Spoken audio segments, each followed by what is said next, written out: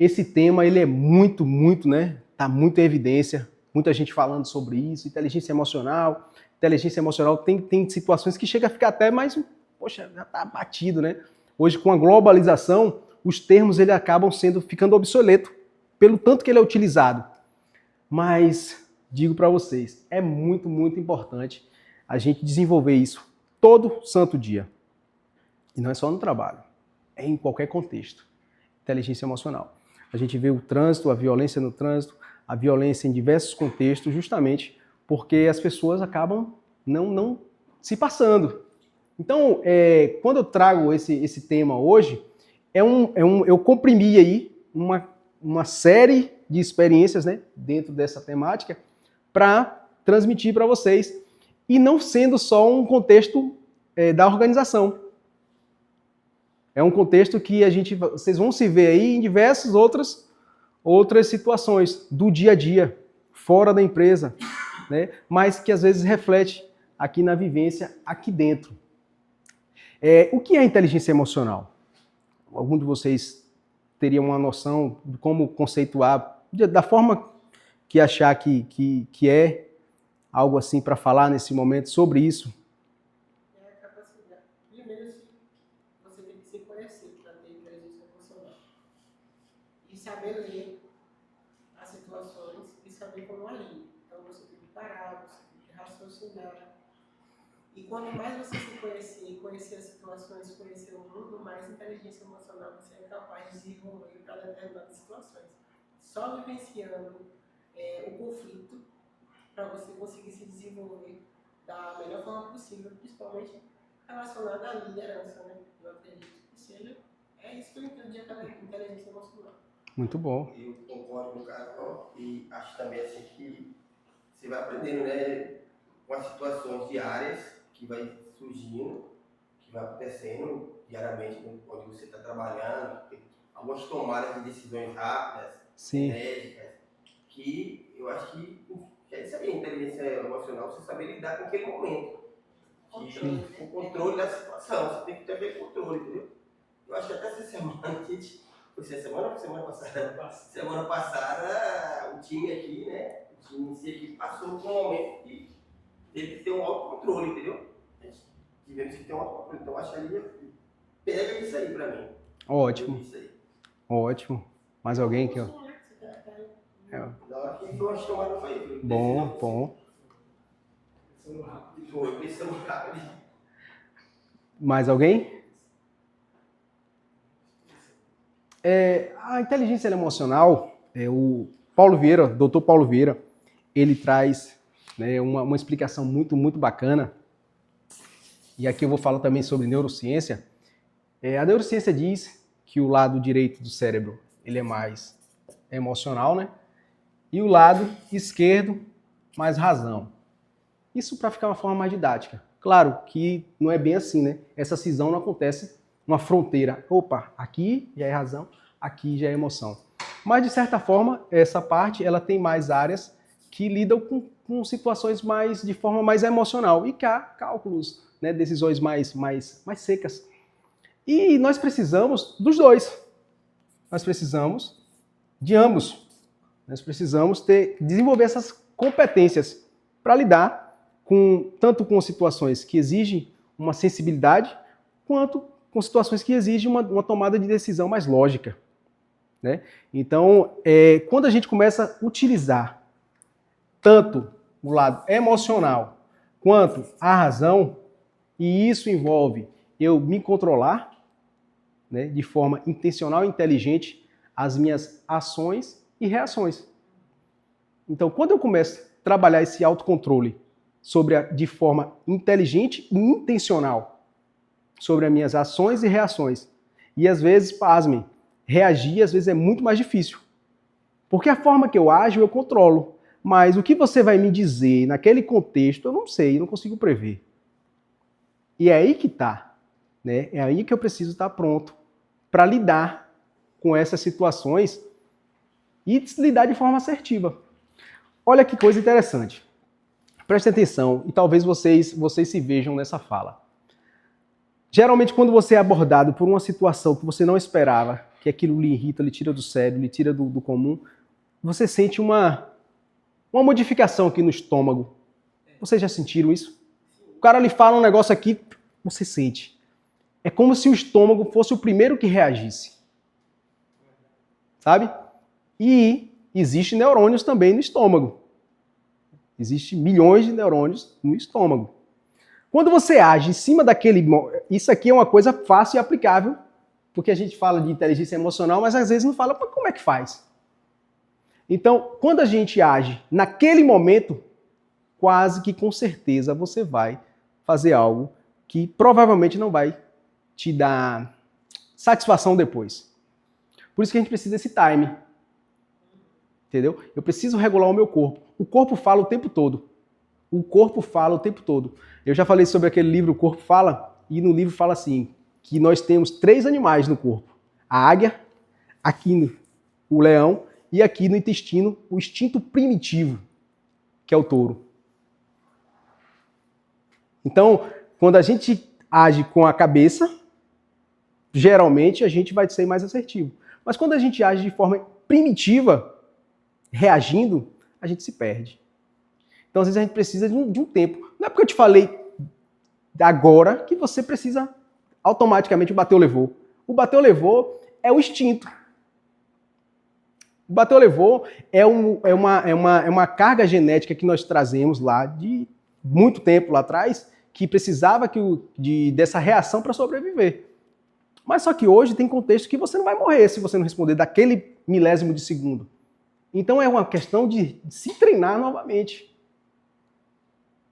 E o ambiente corporativo é uma excelente faculdade. É onde a coisa acontece, né? Na relação, né? Esposa, esposo. É um momento também que a gente... Rapaz, eu não esperava ouvir isso. E é aí que a gente precisa de inteligência emocional. Eu vou mostrar uma imagem aqui na frente, e às vezes quando eu mostro essa imagem, algumas pessoas têm reações diferentes. Eu não sei a reação que vocês vão ter. Mas eu gostaria que vocês falassem assim, a primeira sensação que vocês vão sentir, e a partir disso eu vou falar por que eu trouxe essa imagem. Tá certo? Vocês olhem. Beleza, mas vamos falar de sensação, né? Olha para essa imagem. E aí, o que tem de inteligência emocional aqui dentro? Vou passar. O que vocês, quando vocês veem uma imagem dessa assim, aquilo ali, o que chega primeiro?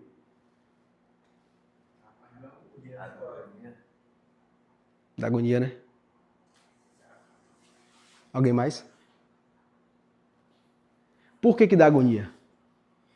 Instinto primitivo, isso é sobrevivência. Isso é o corpo. Você não pensou para... olhei, vou pensar aqui um pouquinho, vou sentir o quê? Vou sentir uma agonia. Pronto. Não. Isso é o instinto primitivo.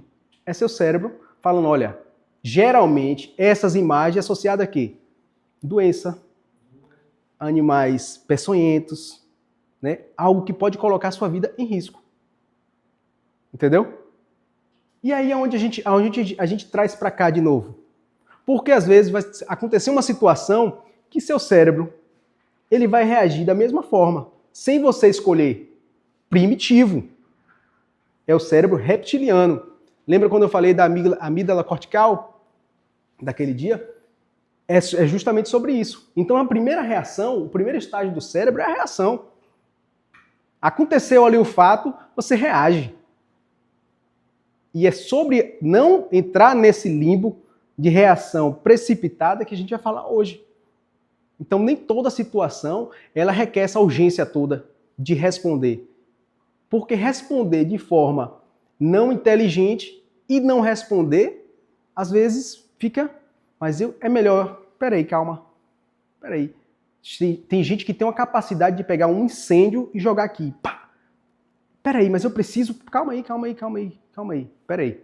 Vamos por partes. Ou deixa ela trazer, né, a situação e depois vamos conversar, vamos entender. O que você está pensando sobre isso? E aí começar a questão da... Sócrates falava da maiêutica, né? Sócrates tinha uma habilidade, né, extra comum, filosofia, e ele falava dessa questão, pergunte. Porque enquanto você pergunta, você está elaborando também o que o cara te falou. Entendeu? A pergunta, ela é uma ótima forma de você não se comprometer e pensar melhor para responder melhor. E aí a gente não entra nesse primeiro estágio da reação. Então, quando a gente recebe, é instinto. Primeiro estágio. O cérebro reage para proteger. Ou você luta, ou você foge, ou você paralisa. Mas nem todas as imagens que estavam ali, nem todas viraram linha, só algumas. Você olha só que nas imagens, né? Chama mais atenção. Né? Acho Tem. que elas não estão no mesmo grupo, não. Dá para separar em caixinhas. Ok. Mas a sensação é desconfortável, né? É desconfortável. Aí a gente pensa assim, o que gera mais conflito diante de tudo isso? Às vezes, é falta de competência ou essa dificuldade de lidar com as emoções? O que gera mais conflito, geralmente? Porque a gente vê profissionais que entregam resultado, altamente técnicos, mas que a gente vê profissionais, esse mesmo profissional, com uma dificuldade muito grande de lidar com gente, de lidar com responsabilidade, de lidar com horário. Então, é como se existisse dois ali. O que acontece com a pessoa dessa? Que ele consegue entregar, ele consegue ter entregáveis muito bem, inclusive, muitas empresas demitem. Fala, poxa, eu vou perder um cara bom, mas só que não dá mais. Porque quando a gente coloca na balança, o que ele está gerando de conflito não está pagando o que ele está gerando de receita. Entendeu? Então, muitas vezes não é só uma falta de competência. Tem gente que prefere contratar uma pessoa crua do que uma pessoa que já veio de fulano, tal. Não, vou pegar esse aqui, vou fazer ele, né, ao nosso formato, para evitar situações desse tipo. E aí a gente fala, não faltou estratégia. Faltou o quê? Gerir emoção. Mas não é fácil assim. Nem todo mundo está antenado para esse movimento. Né? Mais uma vez eu falo sobre as competências do futuro. Alguém pesquisa aí rapidinho. Alguém, só dá uma olhadinha. As competências do profissional do futuro. Só lê o início para ver se eu tô... As competências do profissional do futuro.